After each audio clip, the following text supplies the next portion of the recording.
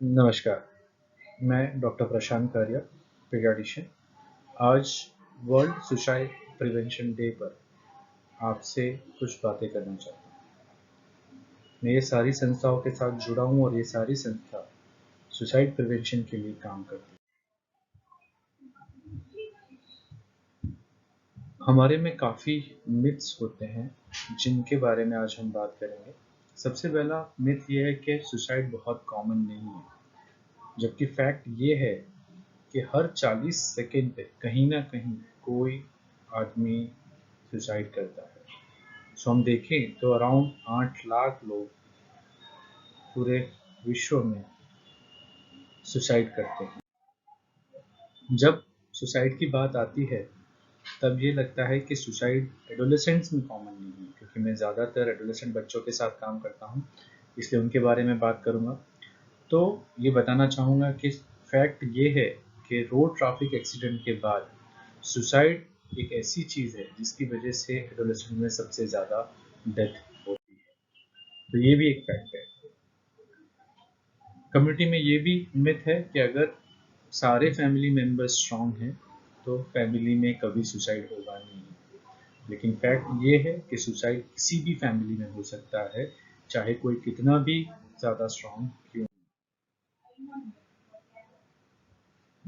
अगर किसी family member ने सुसाइड किया है तो वो आदमी उस फैमिली में से सुसाइड नहीं करेगा, ये भी एक कॉमन मिथ है।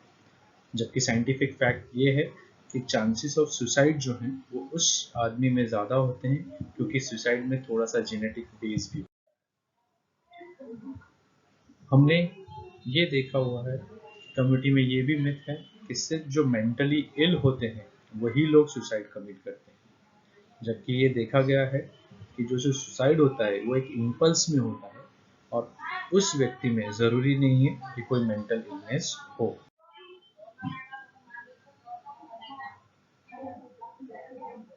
आज जब रिजल्ट आया हुआ है नीट जेईई का, तब ये देखा गया कि एजुकेशनल बर्डन की वजह से ज़्यादातर एडोलेसेंट सुसाइड करते हैं। लेकिन फैक्ट ये है कि अंडरलाइंग स्ट्रेस किसी भी चीज़ से हो सकता है, वो कोई और कारण भी हो सकता है। मतलब कि सुसाइड एक चीज़ से नहीं होता, वो मल्टीफैक्टोरियल होता है।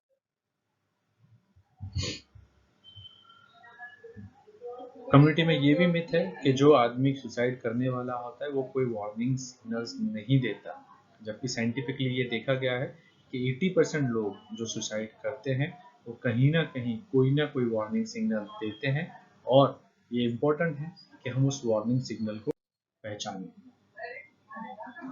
अर्ली वार्निंग साइंस क्या क्या हो सकती हैं वो सुसाइड प्रिवेंशन डे पे हम सबको जाननी चाहिए, जिससे हम अपने फ्रेंड्स को हेल्प कर सकते हैं कि उनको कोई भी प्रॉब्लम है तो हम उसका सॉल्यूशन दे सकते हैं। जो व्यक्ति बहुत सोशलाइजेशन करता था बट सडनली वो सोशलाइजेशन नहीं कर रहा, उसको डे टू डे एक्टिविटी में इंटरेस्ट नहीं आ रहा है, वो अपनी खुद की ध्यान नहीं रख रहा है, उसकी नींद बढ़ गई है या कम हो गई है, उसकी एपेटाइट बढ़ गई है या कम हो गई है, उसको hopeless feeling, worthless feeling, useless feeling, helpless feeling, ऐसी कुछ फीलिंग्स आ रही है, उसको एक्सेसिव क्राइम के कोई एपिसोड्स आ रहे हैं, सडनली उसने कोई सब्सटेंस अब्यूज करना चालू कर दिया है, जैसे कि स्मोकिंग, ड्रिंकिंग या ड्रग लेना चालू कर दिया है, उसके बॉडी पे अनएक्सप्लेन्ड इंजरी मार्क्स दिखना शुरू हो जाते हैं, या फिर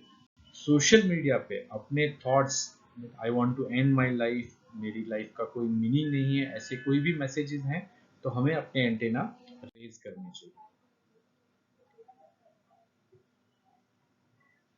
कम्युनिटी में ये भी माना जाता है कि अगर किसी ने सुसाइड अटेम्प्ट किया हुआ है तो उसको सीक्रेट रखना चाहिए, जबकि फैक्ट ये है कि जो भी रिस्पॉन्सिबल एडल्ट है एक फैमिली में उसको इसके बारे में इन्फॉर्म करना चाहिए और प्रोफेशनल हेल्प ज़रूर लेनी चाहिए। हमें जब फीवर होता है, हेडेक होता है, तो हम डॉक्टर के पास जाके मेडिसिन लेते हैं। वैसे जब मेंटल हेल्थ इश्यू है तो हमें मेंटल हेल्थ एक्सपर्ट्स के पास जाना ही चाहिए। आज देखा ये गया है कि डिप्रेशन बहुत कॉमन है, और इस डिप्रेशन में जब इम्पल्स में आके कोई सुसाइड करता है तो उस टाइम पे जो अटेम्प्ट होता है सुसाइड का, उसको अगर आपने सीक्रेट रखा है तो फिर से उसका अटेम्प्ट करेगा, उससे बेहतर है कि हम उसको हेल्प करें और प्रोफेशनल के पास ले जाएं। मोस्ट इम्पॉर्टेंट चीज़ ये है कि जब भी कोई सुसाइडल अटेम्प्ट आपके ध्यान में आता है और आपने कोई अर्ली वार्निंग साइंस देखी है, तो प्लीज़ उसको इग्नोर मत कीजिए। जितना भी हो सके उतना उस वार्निंग साइंस को ध्यान से देखें और कभी भी उनको कोई लेक्चर ना दें, कभी उनको कोई चीज़ के लिए कि ये मत करो, ये नहीं करना चाहिए, अपनी लाइफ के बारे में सारे लेक्चर्स दो, ऐसा नहीं करना चाहिए। इवन उनको स्कोल्ड भी नहीं करना चाहिए। कई बार हमने ये देखा है कि आजकल एडोलेसेंट्स जो भी ऐसे होते हैं जिनको सुसाइडल टेंडेंसी होती है, तो उनके फ्रेंड उनके बारे में गॉसिप करते हैं, उनके वीडियो बना के उन फॉरवर्ड्स करते हैं, तो ये सारी चीज़ें भी नहीं करनी चाहिए। बट मोस्ट इम्पॉर्टेंट चीज़ जो होती है सुसाइड प्रिवेंशन के लिए, तो वो सबसे ज़रूरी है कि जब भी किसी भी व्यक्ति को कोई भी इश्यू, मेंटल हेल्थ इश्यू है, तो प्रोफेशनल हेल्प लेनी चाहिए। एंड मोस्ट इम्पॉर्टेंट, हमें उनकी बात सुननी चाहिए। जब हम उनकी बात सुनते हैं और हमें लगता है कि उनको सही में कोई इश्यू है, तो उनको मेंटल हेल्थ एक्सपर्ट के पास ले जाना चाहिए। So thank you so much कि आपने आज वर्ल्ड सुसाइड प्रिवेंशन डे पे ये थोड़ी सी टिप्स जो से हम सुसाइड को कम कर सकते हैं वो सुने। Thank you.